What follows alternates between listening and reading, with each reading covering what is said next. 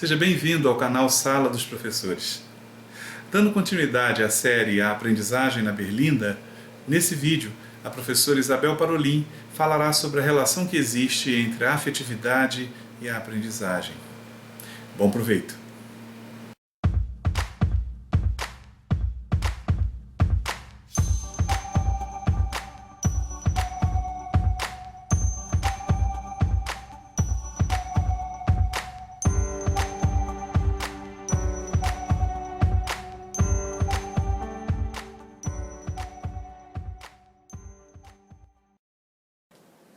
Dando continuidade ao bloco Aprendizagem na Berlinda, eu vou fazer agora umas colocações rápidas sobre a afetividade e a aprendizagem.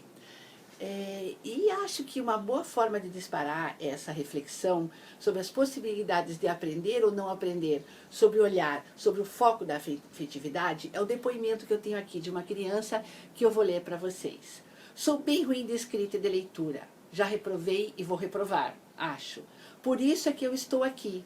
Eu sou muito ruim disso, a professora disse. Mas eu sou bom de desenho, mas nunca vale nota.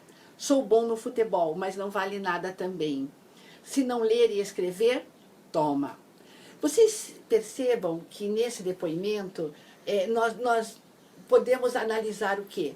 No discurso dele, ele começa dizendo do que ele é ruim, que ele está aqui é um consultório de psicopedagogia, porque ele não deu conta de ler. Ele tem 8 anos, não deu conta de aprender a ler e escrever. Mas ele fala das coisas, do que ele consegue desenvolver e que ele considera que ele é bom. Possivelmente o mundo tenha dito isso para ele, que ele é bom de futebol e desenha bonito. Porém, a forma como ele discursa isso para a psicopedagoga mas isso não vale nada. Mesmo assim, eu vou reprovar. Independentemente, nós não vamos analisar aqui, não vamos entrar profundamente na reflexão desse discurso dessa criança. O que eu estou fazendo aqui é o recorte da vida afetiva mesmo, das possibilidades dessa criança aprender a ler e escrever diante de como ele se sente perante aos seus professores, perante a escola, aos seus colegas, ao contexto que ele está inserido. Né? Porque a vida afetiva, os sentimentos, eles se constroem, e isso é Henri Vallon, eles se constroem a partir das relações que as pessoas estabelecem. E essas relações, elas vão dar a noção desse sujeito de quem ele é. Então, a qualidade das relações que essa criança vai estabelecendo com o mundo, o retorno que ele tem, ele vai construindo quem ele é. Então, ele passa a entender-se no mundo e no contexto, a dar valor a si mesmo, a partir desse retorno, dessa inter-relação que ele estabelece com os seus educadores. Ou seja, o eu e o outro e as inter-relações é que vão determinar a personalidade dessa pessoa. A forma como ele vai se apresentar no mundo e interagir no mundo. Então, o clima emocional, a forma, o modo como ele vai se expressar, como ele vai se direcionar em muitas outras atividades, que não só o futebol e o desenho, que para ele não valem nada, ou que não está valendo nada, ele é determinado pela qualidade e pelo clima das relações que ele estabelece. E a partir daí é que ele constrói o seu campo afetivo. E manifesto isso, e composto isso, ele vai entender e ler o mundo a partir disso. Então, ele vai ter o medo, ele vai ser mais impulsivo, menos impulsivo, mais agitado ou não, a partir desse campo afetivo que ele construiu em seu contexto pessoal. E nisso se compõe a inteligência da pessoa, né? A forma como ele vai abordar todo mundo e vai se relacionar com o mundo. Então, a inteligência é um conjunto de funções, atitudes e habilidades que compõem a pessoa. E ela é multidirecional, ela é multifuncional e multidirecional, porque vai depender de aspectos outros que nós muitas vezes não conhecemos, que nós muitas vezes não conseguimos direcionar. Então vejam, como é que uma criança poderia ser potencializada de uma forma adequada para construir o seu campo afetivo favorável às aprendizagens. Se a professora ou seus educadores da vida deles pudessem, em relação com esse menino, dar a exata situação em que ele está. Meu querido, você está se esforçando, nós percebemos. E isso é bem bacana, bem legal. Ainda não é suficiente para ler, mas já estamos caminhando.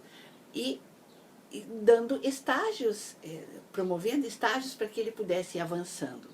E é por isso que, nessa hora, um educador com uma formação bacana, com conhecimento bem legal, sobre como é que essa criança vai compor a sua aprendizagem é importante. Porque muitas vezes o professor aborda ler e escrever como um todo. E não consegue perceber, assim, essa criança não lê o quê? Ela não lê nada? Porque ler não é só ir decodificando aquelas palavras. Ela tem uma função de entender o mundo, de conseguir entender o contexto em que ele está e fazer disso uma leitura. Uma leitura que vai expressar, já falei aqui, mas vale a pena ir salientando, o campo afetivo que ele tem, que manifesta as relações, a qualidade das relações interpessoais que ele teve oportunidade de desenvolver ao longo da sua vida. Então, o que a gente percebe? É que muitas pessoas, muitos professores principalmente, dizem assim, mas ele é afetivamente comprometido. Ou ele não faz ligações afetivas adequadas, ou ele é uma criança que não se compromete, por exemplo, com as tarefas escolares. Se comprometer com as tarefas escolares, precisará que ele se sentisse comprometido com o grupo em que ele está inserido, com o grupo, sala de aula, seus colegas, e com a professora, e com a escola. Ou seja, ela não é uma coisa aleatória, ela tá inserida num todo, num contexto muito mais envolvente do que se imagina. Não é aquela lição, é aquela situação. Então, quero enfatizar que, deixar como conclusão, a afetividade, o campo afetivo e a afetividade, ela se constrói e ela é decorrente das relações que uma criança estabelece. Estas relações constroem nela, deixam nela sinais que a gente chama de sinais afetivos, que são os sentimentos. E esses sentimentos vão movê-la a agir e interagir no mundo. Quanto melhor quanto melhores forem as relações que ela estabeleça, e quando eu digo melhores, não estou dizendo relações que não corrijam, relações que não deem limites, relações que não façam a interferência, a mediação do educador. Mas eu digo a forma, o clima emocional com que isso ocorre. Isso poderá promover uma aprendizagem ou não. Veja essa criança, quando ela diz que não aprende ler e escrever, porém o que ela sabe não conta. Eu diria a essa professora e a todos os professores que a gente precisa começar a contar toda a desenvoltura que a criança apresenta e a partir daí motivá-la a usar essa energia que a fez aprender uma coisa tão difícil que é jogar futebol, uma coisa tão difícil que é desenhar, para que ela tenha energia suficiente, para que ela possa depreender outra caminhada, outro processo, igualmente difícil, que é aprender a ler e escrever.